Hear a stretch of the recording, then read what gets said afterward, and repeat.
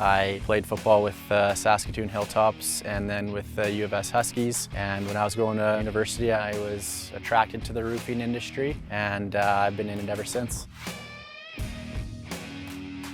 SW Roofing, we're 6 years in business now. We've used IKO from day one. We've been very happy with it. Homeowners like the colors, they like the product. Another thing I love about IKO is that we have a rep available at any time, and I think that's a huge advantage that IKO has. In Saskatchewan, we get the worst of everything. We get wind, heat, we get extreme cold. So the Dynasty has been popular the last couple of years for sure, and the Armourzone, and that reinforced nailing strip, people like that. I usually have a bundle in the back of my truck that I can show them so they can actually physically see that. And when you see it, it makes a little bit more sense and you can understand the advantage that you're getting with that shingle.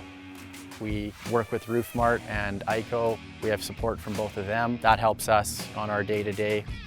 I'm pretty much retired from football these days, but I'm thankful for all the time I had in football. It taught me a lot and helps you grow as a person. It's skills that you can use for the rest of your life. Like a sport, you have to adapt on the fly.